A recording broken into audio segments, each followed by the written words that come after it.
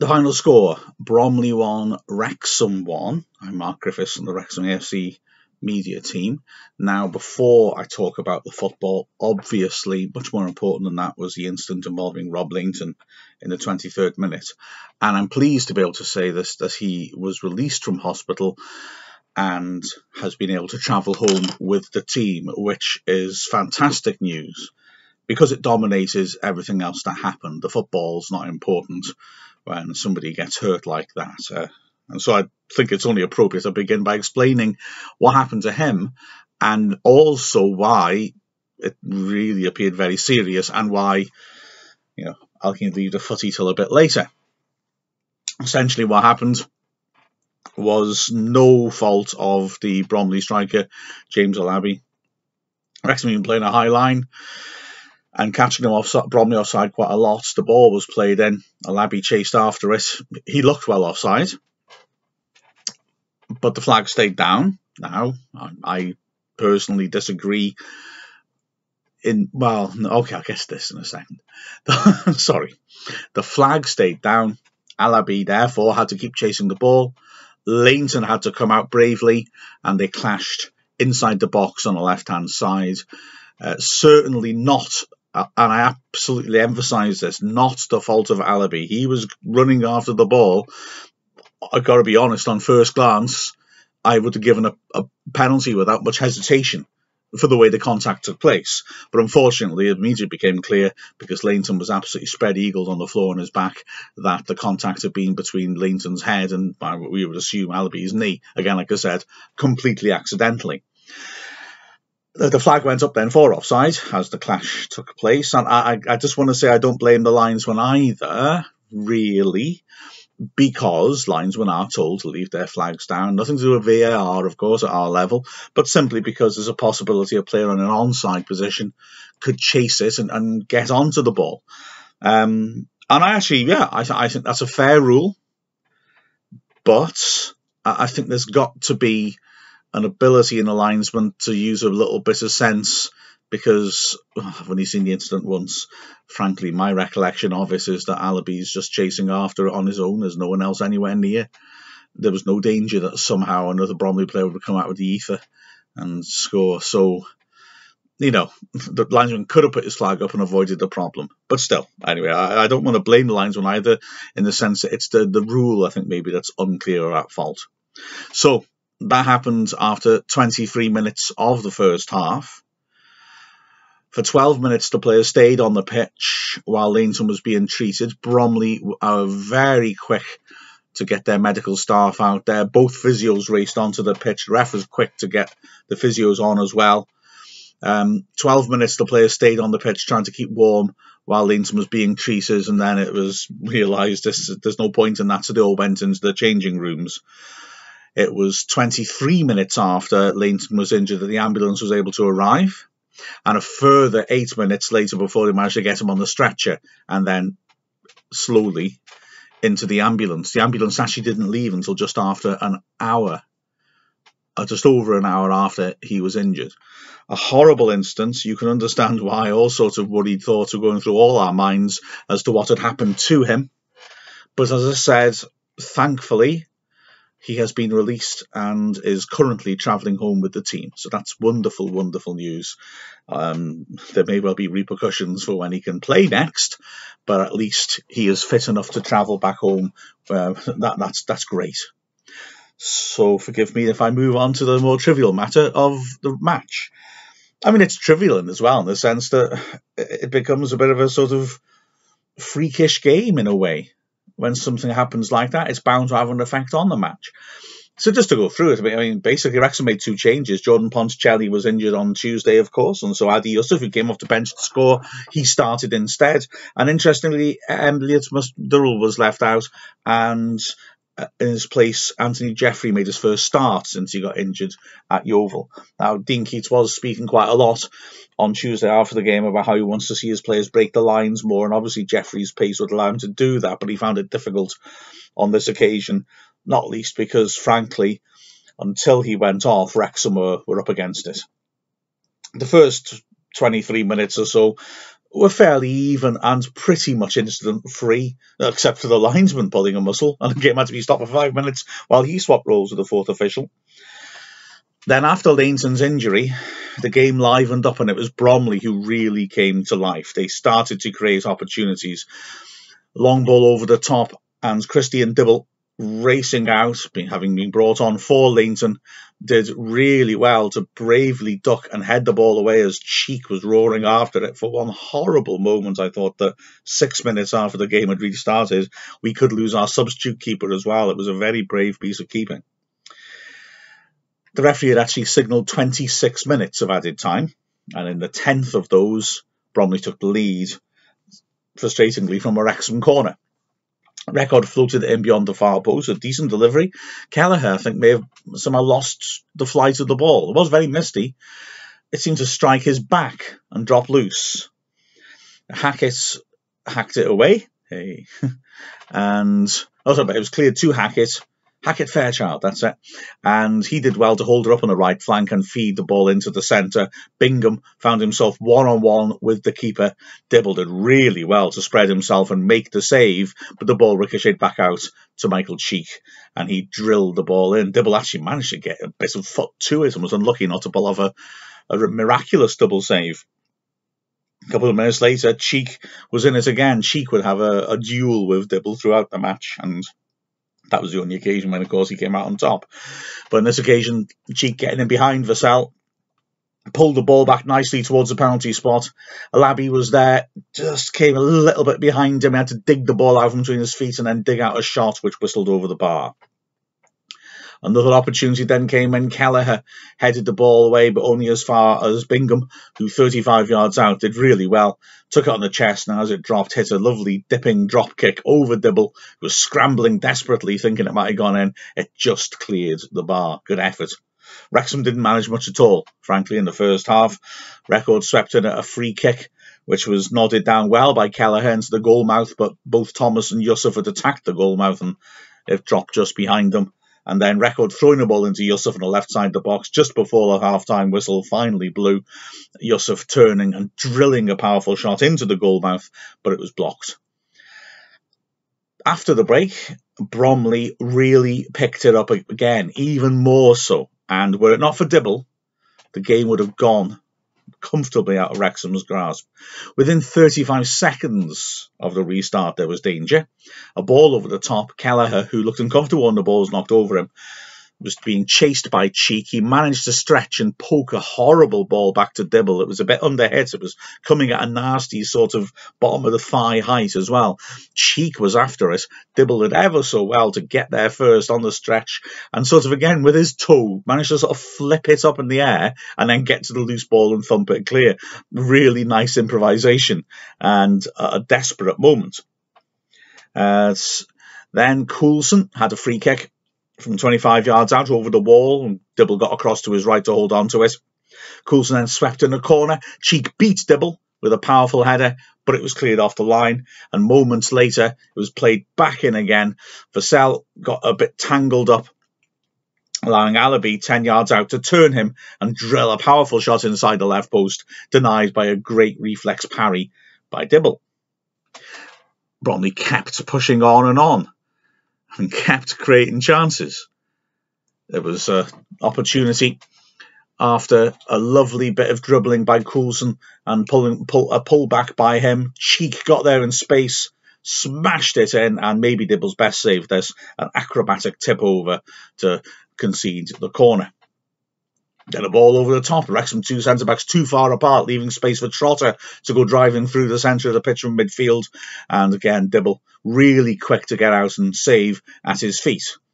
Halfway through the second half, Keats decided he'd seen enough and he had to do something. Wrexham just weren't packing any real threat at all. We were trying to take the game to Bromley and were often rather bravely committing both full-backs forwards at the same time, which, if you've got a back three, you're all right. But in a back four, that's dangerous. The trouble was that the ball wasn't really sticking up front much, although I would again say Thomas, with very little supply, did a decent job. And so Wrexham were just getting caught open on the break, and Bromley often were surging forwards and exploiting the spaces and the fact that, as I said, the centre-backs were often looking a bit too far apart because they were covering too much ground laterally. But the double change worked. Jay Harris came off and was replaced by Jordan Davis, and Jeffrey came off and was replaced by Elliot Durrell, who was unlucky perhaps to lose his place in the first place.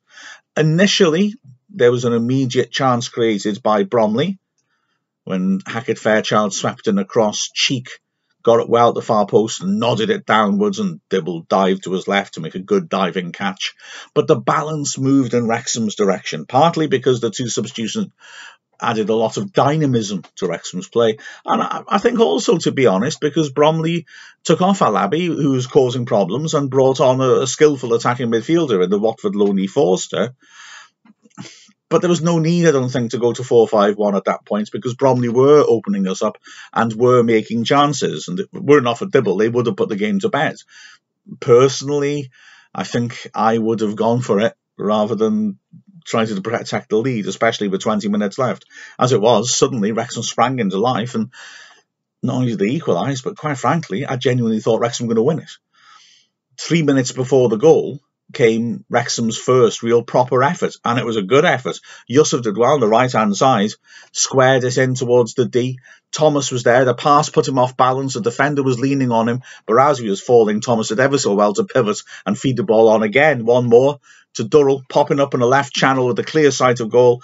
He drilled it powerfully inside the near post to try and catch Cousins out, but Cousins is a very good keeper, and he did brilliantly to get down and with great agility push the ball away with a strong right hand. But his right hand wasn't strong enough 3 minutes later. It was a free kick which Jordan Davis took about 25 yards out on the left. He swept it into the goal mouth. It was headed clear to Rutherford about 25 yards out in a central position. If he'd taken a perfect first touch, I think Rutherford might have had a shot, but he didn't. So he pivoted and swept in a magnificent assist. Now, I've got to say, Rutherford was very quiet up until this point, and I wondered if Jeffrey had 90 minutes in his legs, whether Rutherford would be the one who got taken off. But this was a sublime cross. I mean, it's so difficult to put a good cross in from a central area, because obviously that means you're going to have to try and stand the ball up pretty much through the middle, and a straight ball tends to carry on through to the keeper or out of play. But this was a beautiful little lofted, dipping ball in. And Yusuf, jumping with two defenders, showed good strength and determination and met it 6 yards out with a very powerful header. Powerful enough that, as I said, Cousins' right hand wasn't strong enough and he could only claw it into the inside of the side netting. Wrexham were level, and all of a sudden were pushing on for the winner. Soon after that, a long ball forwards into the box sparks a heck of a scramble. Yusuf, rolling his man as he likes to, couldn't quite get the ball to sit up for himself. It was one of those moments that rarely leads to a goal. The ball's bouncing in front of a striker and he can't quite get the leverage on a shot. But Yusuf looks like he specialises in that sort of thing. And he really looked like he was going to line it up and drill it. He did hit it in the end, and it was really well blocked. The ball came back out, and Durrell lashed it in, and it was blocked again. And then it came out to Davis on the edge of the area, and he tried to shape one into the top left corner and got it wrong and put it into the seats. But it was an opportunity. And a minute later, another moment of danger. Again, Yusuf, who suddenly had really come to life, by the corner flag, a bit closer to goal, a bit closer along the goal line and that, spinning and just drilling a nasty ball into the goal mouth, almost like a shot. And Cousins was brave to get down and grab it on the floor with Thomas attacking it. There was one last moment and Dibble had to come to the rescue. 7 minutes left. Forster bringing the ball down nicely, turning as Kelleher rather backed off him and hitting a good shot towards the bottom right corner, using Kelleher as his guide to curve it around. But despite being unsighted, Dibble was down to it sharply and made a very good low parry to his left. And then in the last minute, one final golden opportunity for Wrexham. Davis breaking excellently down the left-hand side. Rutherford making a super run through the middle, completely unmarked. Davis swept in the cross. It was about a foot too high for Rutherford to reach, about 8 yards out. If only he'd managed to pop around his head, Wrexham might well have nicked that win. Performances, well, Lainton had nothing to do. Dibble came on and was utterly magnificent, and hey, you know, surprise, surprise, man of the match by a huge distance. At the back, Vassell and Kelleher had uncomfortable times. They were able, and Cheek was able to get in behind, and Alabi, beg your pardon, on occasion, including behind Vassell. Usually you don't expect that, but he did get in behind him. Kelleher looked a little awkward at times. They weren't totally comfortable. The fullbacks had better games. Horsfield made a few good tackles, especially a crucial one on Alabi late on just before he went off, and was tidy on the ball. Record, I think, well, you know, had it not been for the phenomenal Dibble, may well have been my shout for man of the match. The two fullbacks actually probably were my the ones that I looked at. Record broke forwards well and defended well. In many ways, I know he does a lot of eye-catching things, but in many ways I think that might have been his most complete performance for Wrexham. In midfield, Young and Harris didn't manage to take control. I said in the lowdown podcast, the scouting podcast, if it was like the Sutton match where 4-4-2 played 4-4-2 and it came down to individual battles, that's the sort of thing that people, players like Young and Harris, will relish. But they didn't win the individual battle, I wouldn't say, really. And Davis's introduction to the central midfield breathed a little bit more life into it, and mobility. On the flanks, Jeffrey and Rutherford just simply couldn't really get into the game. Although once Rutherford had a chance for that assist, he came up with a moment of real quality. And then up front, yeah, I mean, Yusuf is Yusuf, I would argue. He's a good striker. He can have games where he doesn't seem to be able to really make much difference to influence a game, but if an opportunity falls to him, he's a good penalty area technician. I'm not trying to make out he's like a sort of Juan Ugarte style goal sniffer. He's more of an all-round striker than that. But he is the sort of player who just feels got a goal in him. And the way he came to life once we started to come forward and give him things to work with was very, very pleasing. Thomas had very little to work with. The last three matches, Thomas's form has been phenomenal. I think he probably was still in that form. He did win a lot of headers. He held the ball up well. He just didn't have that much to work with. But, yeah, it was sort of frustrating for him. As for the subs, I'll say Dibble, fabulous. And the double sub worked really well. I think Keats was right in doing that. Durrell was lively. Just started dropping a bit deeper, picking the ball up in pockets of space and driving forwards. He made a genuine difference, was unlucky not to score as well. And Davis did well in the central midfield position. Now, this may well have been an audition for Tuesday. Not only because he did well, but because there is some confusion over who got booked in this match for Wrexham. Record definitely did.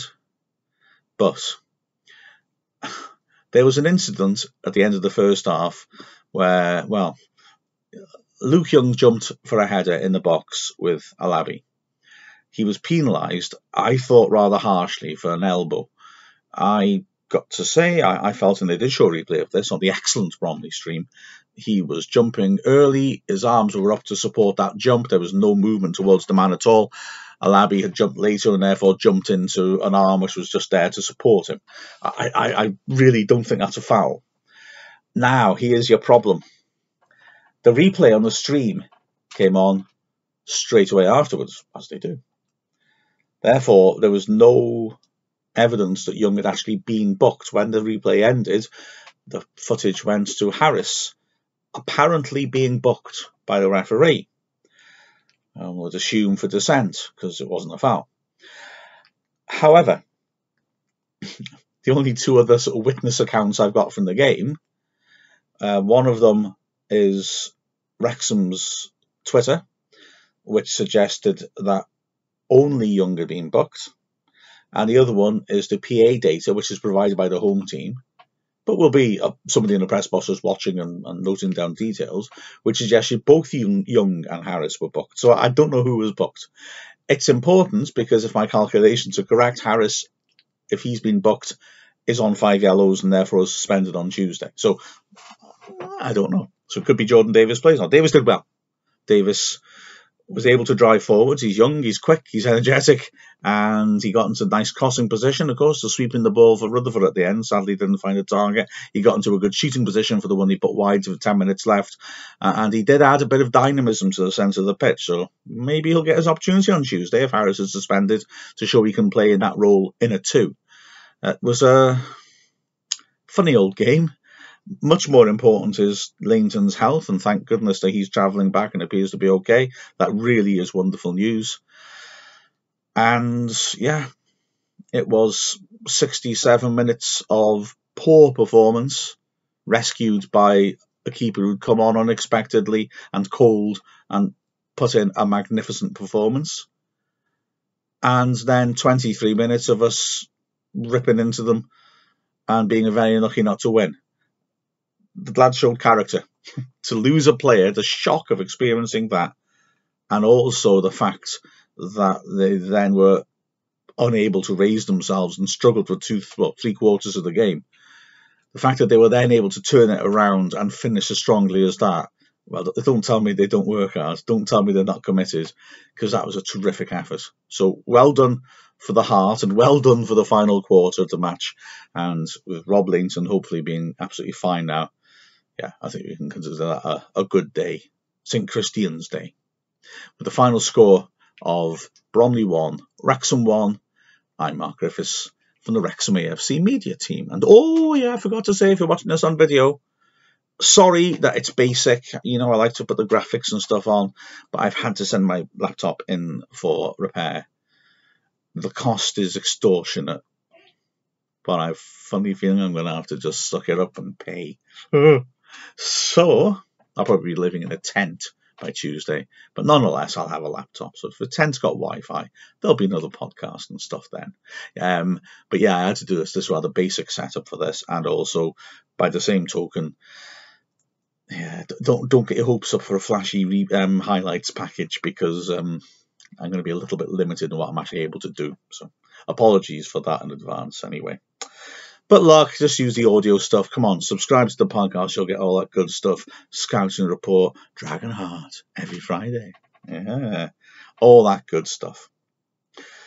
Ta-ta.